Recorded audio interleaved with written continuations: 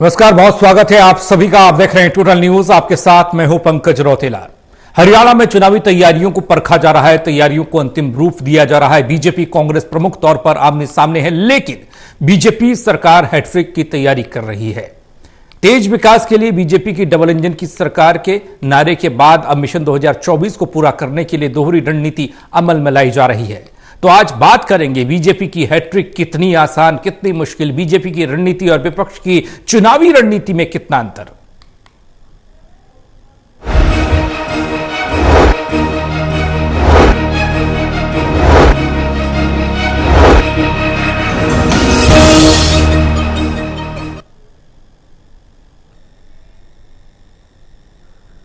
हरियाणा सरकार जहां अपनी योजनाओं और उपलब्धियों को जोर शोर से प्रचारित कर रही है, वहीं अब प्रदेश संगठन में बदलाव के बाद बड़े सरकारी दावों में पदों में बैठे कुछ नेताओं को फील्ड में उतारा जा रहा है। हमारे साथ मौजूद है चर्चा के लिए Devendra Kathuria, associate editor Panipat, doctor Mahesh Kumar, associate editor Hisar, Virendra Soni ji, वरिष्ठ पत्रकार। स्वागत है आप सभी का। चर्चा करेंगे, लेकिन उससे पहले खबर देखिए रिपोर्ट के जरिए।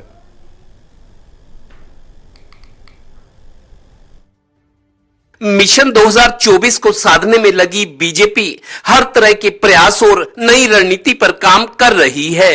तेज विकास के लिए डबल इंजन को जरूरी बताने वाली बीजेपी ने अपने लक्ष्य को हासिल करने के लिए अब दोहरी रणनीति का फार्मूला बनाया है।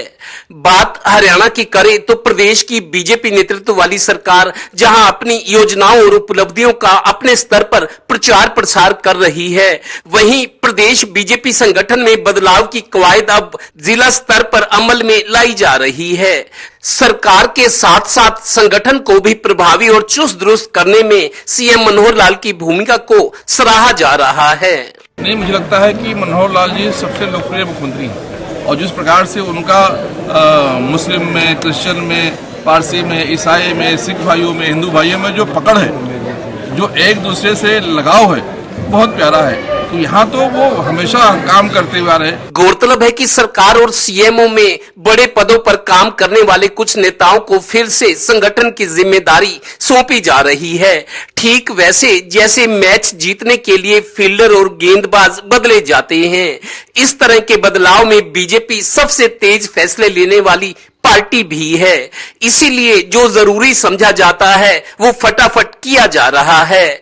आपको याद हो कि 2019 के दोनों बड़े चुनावों में बीजेपी पन्ना प्रमुख का नया प्रयोग लेकर आई थी। मोदी जी जब 2019 में दूसरी बार देश के प्रधानमंत्री बने तो कांग्रेस और बाकी सियासी दलों को 2 महीने समझने में लग गए थे कि ये पन्ना प्रमुख होते क्या है, और अब मिशन 2024 के लिए उससे भी निचले स्तर पर काम चल रहा है।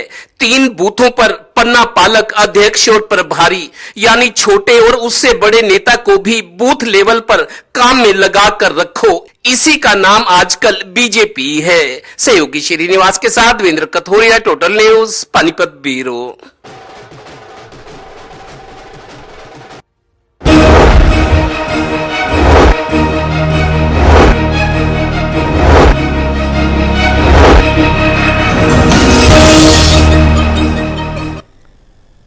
तो आज चर्चा इसी पर कि बीजेपी हैट्रिक लगा पाएगी। हैट्रिक लगाने के लिए बीजेपी की जो रणनीति बन रही है वो कितनी कारगर साबित होगी, क्या कोई नया प्रयोग बीजेपी करने जा रही है। देवेंद्र, चर्चा की शुरुआत आपसे कर रहे हैं। सरकार और संगठन स्तर पर बेहतर रणनीति, ये दोहरी रणनीति क्या कहती है और क्या कुछ नया होने वाला है, नया करने वाली है बीजेपी? देखिए पंकज, डबल इंजन की सरकार हमने नारा सुना, उस पर काम भी हुआ और उसको भुनाने की कोशिश हुई। अब डबल स्ट्रेटजी बन रही है। स्ट्रेटजी मतलब सरकार अपने स्तर पर अपनी उपलब्धियां, अपनी जन कल्याणकारी घोषणाओं का जोर शोर से प्रचार कर रही है। और तीसरी बात, अब डबल विक्ट्री भी चाहती है सरकार। एक तो केंद्र के, चूंकि नरेंद्र मोदी के लोकसभा के चुनाव पहले, उसके बाद ठीक विधानसभा के चुनाव हैं, तो यहां भी दोहरी रणनीति का लक्ष्य है कि लोकसभा के बाद तुरंत विधानसभा के चुनाव करवाने हैं। नया यह है कि जिस तरह के प्रदेश के हालात है हरियाणा में, बीजेपी ने अपनी रणनीति में परिवर्तन किया है। दरअसल प्रदेश संगठन का नेतृत्व बदलने के बाद अब जिला स्तर पर भी कुछ बदलाव की तैयारी है। ठीक उसी तरह से जिस तरीके डबल इंजन की सरकार है या दोहरी रणनीति बनाई जा रही है, और अब 2 तरह के संगठन में भी दो तरह के एक लेयर होंगे, जिसमें प्रदेश स्तर पर उनको चुस्त दुरुस्त किया जा रहा है और जिला स्तर पर शायद कुछ बदलाव है। आपको बता दूं पंकज, अगस्त में 3 साल का कार्यकाल खत्म हो गया है। जो जिलाध्यक्ष 3 साल पहले बने थे उनका कार्यकाल खत्म हो रहा है। अब बीजेपी में यह सवाल खड़ा हो रहा है कि अगला जिलाध्यक्ष किसको बनाया जाए।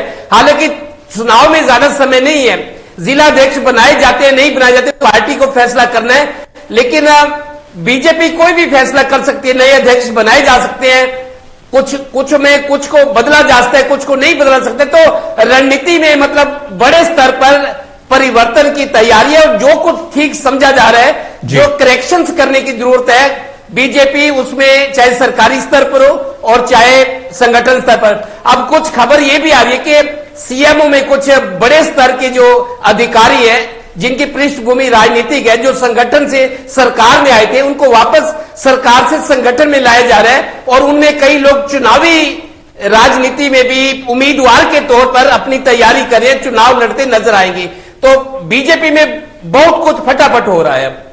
अब महेश, आपके पास आ रहा हूं। ये इंजन वाली सरकार का जो वादा को दावा जो किया जा रहा था, डबल इंजन, ट्रिपल इंजन, इसलिए क्योंकि उत्तर प्रदेश में देखा मुख्यमंत्री योगी आदित्यनाथ ने निकाय चुनाव के दौरान ये बात कही और ये नारा दिया कि ट्रिपल इंजन की सरकार बनेगी तो बेहतर काम होगा और जनता ने उस पर मोहर भी लगाई।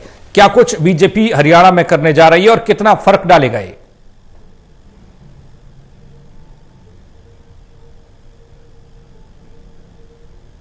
देखिए, सबसे ज्यादा जो भारतीय जनता पार्टी इस वक्त काम करती हुई नजर आ रही है, वो प्रॉब्लम को समझने की कोशिश कर रही है। किस तरीके से एंटी इनकमेंसी बिल्ड हुई है और किस तरीके से एंटी इनकमेंसी को खत्म किया जा सकता है, इस पर सबसे ज्यादा ध्यान भारतीय जनता पार्टी की तरफ से दिया जा रहा है। लगातार मैं कह रहा था कि ये जो पोर्टल जनता के लिए संकट बने हुए थे, अब उन्हीं पोर्टल्स को जनता के लिए फायदे का सौदा साबित कर दिया जाएगा। लगातार मैं तमाम दर्शकों को जाहिर कर रहा था कि किसी भी तरह की जरूरतें अगर आप पोर्टल से जुड़ी हुई हैं तो अब वो तमाम जरूरतें आसान होने वाली है, क्योंकि चुनावी वक्त सामने है। पहले लोकसभा, उसके बाद विधानसभा, और तमाम दर्शकों को जानकारी में यह भी दे दूं कि जनवरी के महीने में नगर निगमों के चुनाव भी सरकार अब करवाने जा रही है। पुख्ता जानकारी निकलकर सामने आ रही है कि भारतीय जनता पार्टी के सूत्र ये कह रहे हैं, रणनीतिकारों को यह कह दिया गया है कि न सिर्फ लोकसभा बल्कि उससे पहले नगर निगम चुनावों के लिए भी भारतीय जनता पार्टी को तैयारी करनी है। तो ऐसे में अब ये पोर्टल्स ज्यादा से ज्यादा लोगों के लिए फायदेमंद साबित होने वाले हैं। किसी भी तरह की परेशानी पोर्टल्स को लेकर आने वाले दिनों में नहीं आएगी। अभी जो पोर्टल्स मुद्दा भूपेंद्र सिंह हुड्डा बनाए हुए थे, उन्हीं पोर्टल्स को अब जनता के लिए फायदे का सौदा साबित कर दिया जाएगा और करीब अगले 7 दिनों के भीतर प्रदेश कार्यकारिणी की जो लिस्ट है वो जारी कर दी जाएगी। पूरी एक नई कार्यकारिणी यहां पर गठित की जाएगी भारतीय जनता पार्टी की तरफ से। नायब सिंह सैनी के बनने के साथ ही अब प्रदेश के पदाधिकारी भारतीय जनता पार्टी बनाने जा रही है और प्रदेश के पदाधिकारियों के बनने के साथ ही तमाम जिलों में भी संगठन में फेरबदल होना है और नए तरीके से संगठन को खड़ा करने की अब भारतीय जनता पार्टी कोशिश कर रही है। तो कह सकते हैं कि पूरे संगठन में बड़ा फेरबदल नायब सिंह सैनी से इसकी शुरुआत हुई है। जनता को और ज्यादा खुश करने की कोशिश और ज्यादा से ज्यादा डिलीवरी लोगों को देने की कोशिश अब की जा रही है। किसी भी तरह की राहत जो जनता को सरकार के पैसे से दी जा सकती है अब दी जाएगी। तो ऐसे में अब एंटी इनकमेंसी को खत्म करने की सरकार कोशिश कर रही है और जो पोर्टल्स भूपेंद्र सिंह हुड्डा के लिए सबसे ज्यादा फायदे का सौदा साबित हो रहे थे, अब उन्हीं पोर्टल्स को जनता के लिए फायदे का सौदा साबित कर भूपेंद्र सिंह हुड्डा के लिए मुश्किलें बढ़ाने की तैयारी। वीरेंद्र सोनी जी, संगठन में फेरबदल, टीम में बदलाव, और टीम में बदलाव इसलिए जरूरी होता है। अक्सर हम मैचेस में देखते हैं क्रिकेट में खासकर, तो जब लगता है कि जीतना जरूरी है तो उस वक्त कई बल्लेबाजों तक को बदला जाता है, गेंदबाजों को बदला जाता है। लेकिन वक्त जो है वो सही है क्या? चुनाव बेहद करीब दिखाई देता है यहां से, चाहे वो लोकसभा का हो और लोकसभा के बाद विधानसभा का हो। तो इस वक्त में आपने मुखिया, पार्टी के मुखिया को बदला, उसके बाद आप जिले स्तर पर बदलाव करेंगे, तो सटीक समय है या फिर कुछ दिक्कत हो सकती है? क्योंकि समझने का वक्त चाहिए होगा। देखिए, इसके हम राजनीतिक परिणाम समझने होंगे। पहले मनोहर लाल जी की सरकार को प्रधानमंत्री नरेंद्र मोदी और गृह मंत्री अमित शाह उनकी पीठ ठोकते रहते थे और अब पूरा संगठन भी उनके हवाले कर दिया गया है। यानी कि संगठन में वो जो चाहेंगे वैसा ही होगा जी। निश्चित रूप से पहले ओम प्रकाश धनखड़ के रूप में उनके लिए थोड़ी बहुत बाधा रहती थी, उनमें तालमेल में कमी थी। ये परिवर्तन क्यों हुआ ये तो केंद्र के लोग ही अधिक जानते हैं, लेकिन एक बात स्पष्ट है कि दोनों की जो केमिस्ट्री थी उसमें कहीं ना कहीं गड़बड़ थी। अब उनको राष्ट्रीय सचिव बनाया गया है और जो अब नायब सैनी को प्रदेश अध्यक्ष की बागडोर सौंपी गई है, उसमें मुख्य भूमिका मनोहर लाल जी की है। और इस तरह अब जो भी परिवर्तन होने जा रहा है वो सब मनोहर लाल जी की सहमति से होगा, उनके अनुसार ही होगा। स्पष्ट इसका कारण स्पष्ट है कि उनको कह दिया गया है कि लोकसभा की 10 सीटें जीतकर लाएं, कैसे भी लाएं, ये सब आपकी योजना पर निर्भर है। वो अपनी योजना के अनुसार बना रहे हैं। अब प्रदेश संगठन में थोड़ा बहुत तो बदलाव करना पड़ेगा। कारण है कि डॉक्टर पवन सैनी भी सैनी समुदाय से है, महामंत्री हैं, उनको भी चुनाव लड़ना है। कुछ ऐसे लोग हैं जो चुनाव लड़ना चाहते हैं, उनको संगठन में उतनी जिम्मेदारी नहीं दी जा सकती। कारण है कि वो चुनाव लड़ेंगे या लड़वाएंगे। तो पार्टी ऐसे लोगों को संगठन में लाना चाहती है जो चुनाव लड़वाएं, वो ये रणनीति का हिस्सा है। और इस तरह जो स्वयं चुनाव लड़ना चाहते हैं, पार्टी ने उनको, चाहे वो सीएमओ में हो या किसी बोर्ड के चेयरमैन हो, उनको छूट दी गई है कि वो अपने निर्वाचन क्षेत्र में जाकर काम करें, अपनी तैयारी करें। हालांकि टिकट उनकी निश्चित नहीं है। देखिए, पार्टी ने पिछली बार 40 सीटें जीती थी और 50 में हार का सामना करना पड़ा था। अब 50 जो है वहां नए जो उम्मीदवार तलाश करने होंगे। कुछ लगातार 2 बार चुनाव आ रहे हैं, कुछ जो ऐसे भी हैं जो जिनको चुनाव में हार के बाद पार्टी ने कहीं ना कहीं समायोजित किया, सरकार में जिम्मेदारी दी गई। अब जरूरी नहीं है कि उनको दोबारा टिकट मिले, पार्टी नए चेहरों को भी वरीयता देगी जी। नहीं तो ये संदेश जाएगा कि पुराने लोग ही हर बार चुनाव लड़ेंगे तो नए को मौका कहां से मिलेगा। तो ये बात तो है कि पार्टी में विरोध तो होता ही रहता है, ये चलता रहता है। क्योंकि लेकिन इस बार पार्टी के लिए चुनौती ज्यादा है। सबसे पहले लोकसभा चुनाव में सभी उम्मीदवार को जिताकर लाने के लिए मनोहर लाल जी के लिए चुनौती है। और ये सब बात जो है पूरा संगठन उनके अनुसार चल रहा है। वो सरकार के मुखिया भी हैं और संगठन के मुखिया भी है, यानी दोनों की भूमिका उन्हीं पर निर्भर है। इसलिए अब ये निर्भर करेगा कि वो अपनी टीम को किस तरह साथ लेकर चलते हैं। सरकार में भी तालमेल बना रहे, संगठन में भी बना रहे और विरोध कम से कम हो। देखो, चुनाव के अंदर जो लोग जिनकी अपेक्षाएं पूरी नहीं होती, जिनको टिकट नहीं मिलती, वो बागी खड़े हो जाते हैं। तो इस बात में विद्रोह की संभावना रहती है। बागी भारतीय जनता पार्टी के लिए बहुत बड़ी चुनौती बनने वाले हैं। ये सब बातें उनसे ध्यान में पहले से ही है। तो पार्टी को कई तरह की इस रणनीति पर विचार करना होगा। देवेंद्र, हैट्रिक का मसला यह है कि हैट्रिक लगाना इतना आसान नहीं होता। जो देखा जाता है, बहुत मुश्किलें पेश आती हैं और हैट्रिक तक पहुंचते पहुंचते जो विरोधी होते हैं, जो विपक्षी होते हैं, वो भी तैयार हो जाते हैं और वो ये कोशिश करते हैं कि हैट्रिक बचा ली जाए, हैट्रिक न लगाने दी जाए। यहां पर कोई परेशानी कांग्रेस की तरफ से पेश होती हुई दिखाई दे रही है जो दिक्कत पैदा कर सकती है, क्योंकि 14-19 में जो हुआ वो ग्राफ नीचे जाता हुआ दिखा सीटों का। बिल्कुल पंकज, देखिए, हैट्रिक जो होती है, हैट्रिक जो सामने वाला आपका विरोधी पक्ष है वो नहीं चाहता कि आप हैट्रिक बनाए और उसका मनोबल सामने वाले का गिरे जी। तो वो भी चाहता है कि आपको हिट करना चाहता है वो, कि हैट्रिक ना बने। रही बात जिम्मेदारी की, जिस तरीके से मेरे को याद है पंकज, हरियाणा में जब ये दूसरी दफा बीजेपी की सरकार चली है, हैट्रिक की कोशिश में है।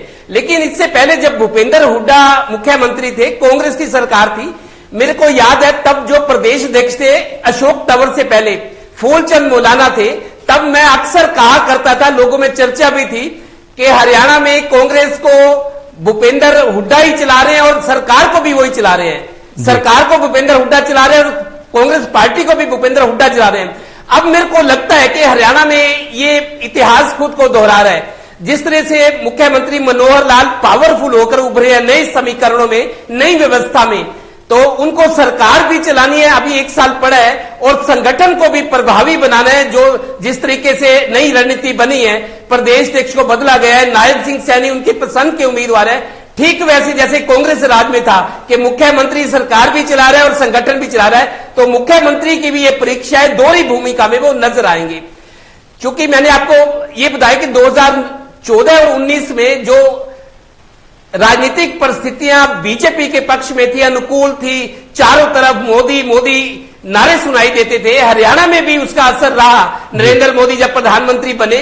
लेकिन अब समय के साथ साथ चीजें कई बार धूमिल पड़ने लगती हैं, लोग बदलाव भी चाहते हैं, कुछ रिएक्शंस होती है, कुछ एंटी इनकम्बेंसी होती है, तरह तरह के फैक्टर को मिला दिया जाए तो चुनाव में तो हमेशा चुनौतियां होती हैं, चैलेंजेस होती है। लेकिन इस बार मेरे को लगता है बीजेपी के लिए कठिन चुनौतियां, टफ चैलेंजेस हैं। उसके बावजूद बीजेपी पूरी तंदुरुस्ती से, पूरी चुस्ती से जो बदलाव करने जरूरी है उन बदलावों में लगी हुई है। और उसकी दावेदारी, हैट्रिक की जो दावेदारी है, चाहे वो दिल्ली की बात है केंद्र सरकार की या चंडीगढ़ में राज्य सरकार की, दावेदारी अब भी बीजेपी की मजबूत है। जी। लेकिन इसमें भी ये भी कहना होगा कि कांग्रेस ने अपने आप को संभाला है, कांग्रेस पहले से मजबूत हुई है, उनकी बॉडी लैंग्वेज बता रही है, उनका ये कहना है कि हम बीजेपी की सरकार नहीं बनने देंगे। पूरी मतलब उनमें एक तरह से फायर पैदा की जा रही है कि आप पूरी मजबूती से चुनाव लड़े। तो हरियाणा में तो मेरे को लगता है कि लोकसभा चुनाव हो या विधानसभा, बीजेपी और कांग्रेस में आमने सामने का सीधा मुकाबला होगा। जो बाकी दल है वो मेरे को लगता है थर्ड लाइन में है। महेश, आपके जरिए ये हैट्रिक आपको कितनी दूर दिखाई दे रही है, कितनी पास दिखाई दे रही है? और जब विरोधी की बात आती है तो कांग्रेस सबसे पहले है, सबसे बड़े दल के तौर पर है। क्या उसने कुछ ऐसी अड़चनें पैदा की हैं, कुछ ऐसा प्लान बनाया है जिससे कि ये हैट्रिक रोकी जा सके? इससे पहले कांग्रेस की हैट्रिक रोकी, बीजेपी ने रोकी।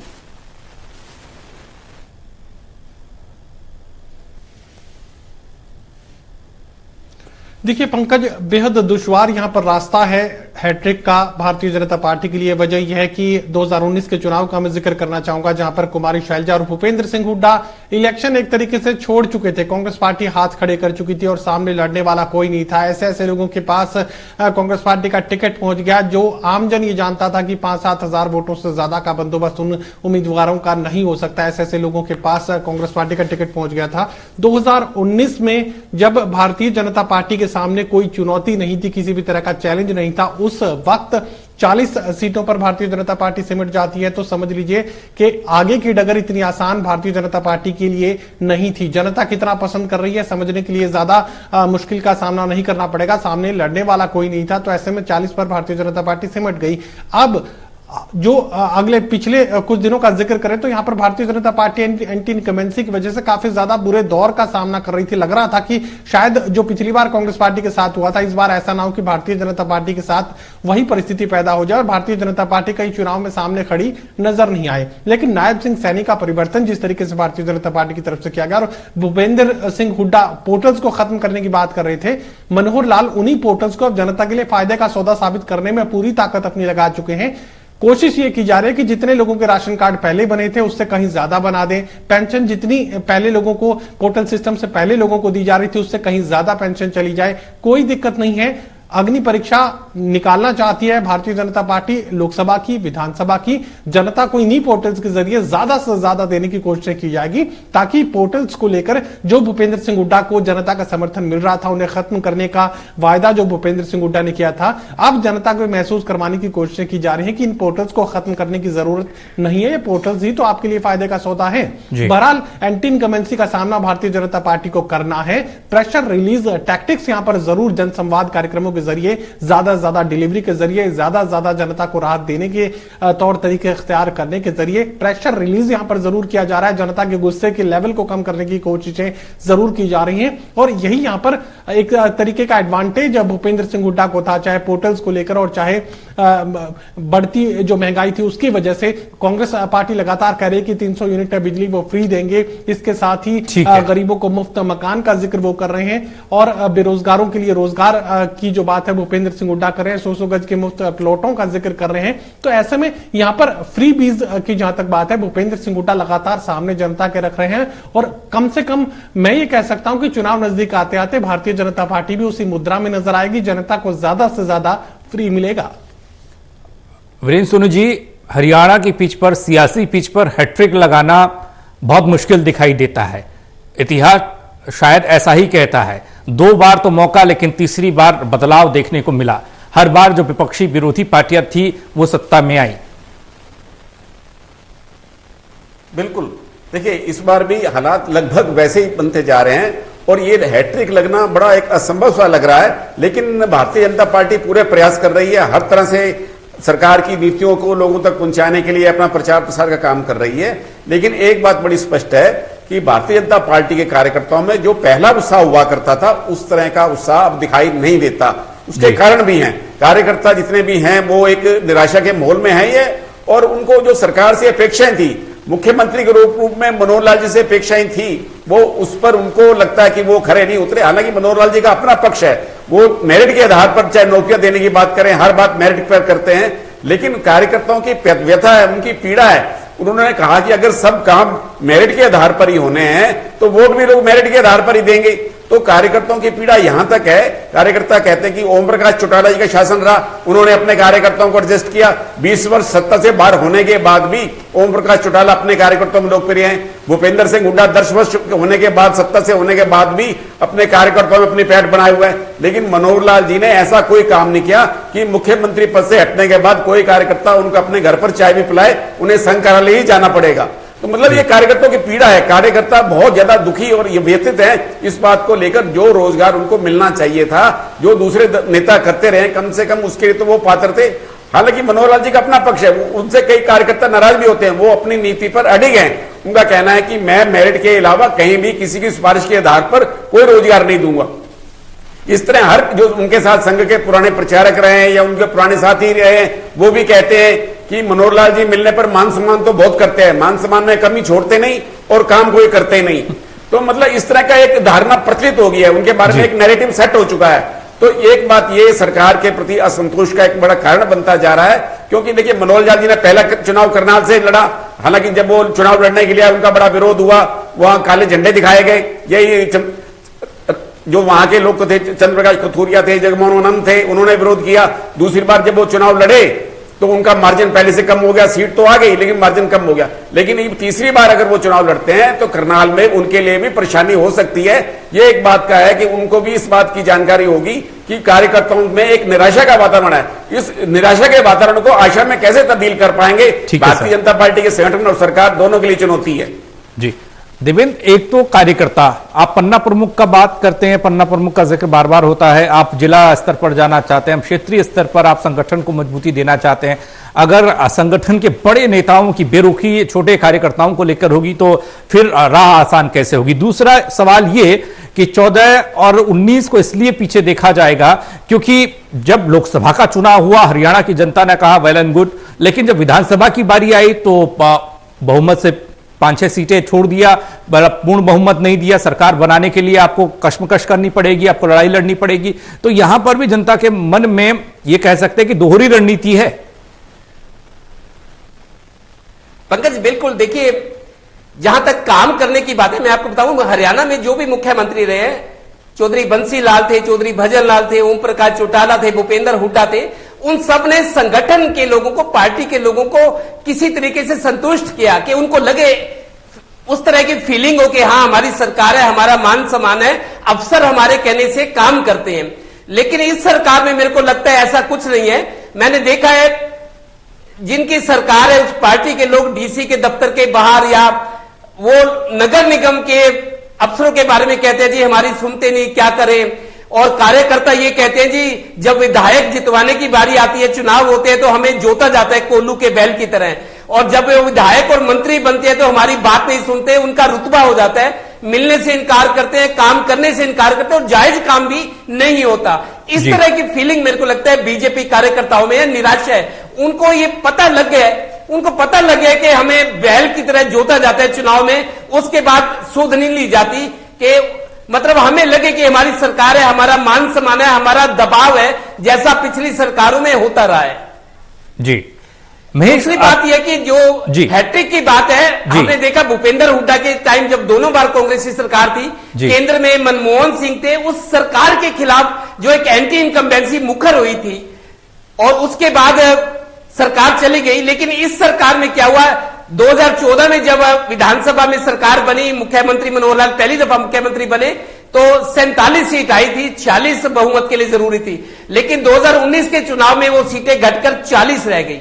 और मेरे को याद है विधानसभा के जब चुनाव परिणाम आए थे, पूर्व सीएम भूपेंद्र हुड्डा ने यह कहा था कि हमें यकीन नहीं था कि कांग्रेस को लोग 31 सीट दे देंगे। हालांकि बीजेपी की हवा तब भी थी, 75 का जो नारा दिया हुआ था तो मनोबल गिरा हुआ था कांग्रेस का। लेकिन भूपेंद्र हुड्डा का यह कहना था चुनाव परिणामों के बाद कि हमें पता होता है 31 सीटें कांग्रेस की आ रही हैं, हम थोड़ा जोर और लगाते, 4-5 सीटों का ही फर्क था। अगर बीजेपी की 5 सीटें 4 सीटें कम होती, हमारी 35 होती, 36 हो जाती तो फिर कांग्रेस की सरकार बनती। उनको इतना भरोसा था कि लोगों ने मतलब 2019 में कांग्रेस को अच्छा समर्थन दिया, लेकिन चलिए अब तो मसला 2024 का चला गया ना, फिर उसके बाद 24 में क्या होगा ये देखेंगे। मैं छोटा सा जवाब आपकी तरफ से भी इस बाबत चाहेंगे कि किस तरीके से एक तरफ संगठन, दूसरी तरफ चुनावी आंकड़े, जो ग्राफ है वो नीचे की तरफ जाता हुआ। यहां 2021 में नगर निकाय का चुनाव भी हुआ था, वहां भी कांग्रेस को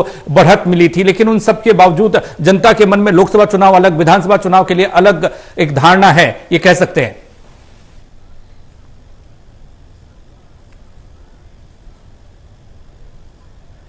देखिए बिल्कुल लोकसभा और विधानसभा की जो गणित है वो बिल्कुल अलग अलग होगी, और मोदी का वो बुखार नहीं है जो पिछले चुनाव के अंदर देखने को मिला था। मोदी हर तरफ सुनने को मिल रहा था, लेकिन इस बार परिस्थितियां अलग हैं। तो ना सिर्फ लोकसभा बल्कि विधानसभा में भी भारतीय जनता पार्टी को बड़ी चुनौतियों का सामना करना है, और तमाम दर्शकों तक ये जानकारी लगातार मैं पहुंचाने की कोशिश कर रहा हूं कि जनवरी के महीने में तमाम नगर निगमों के चुनाव भी भारतीय जनता पार्टी प्लान किए हुए, यानी लोकसभा से पहले नगर निगमों के चुनाव भी भारतीय जनता पार्टी करवाने जा रही है।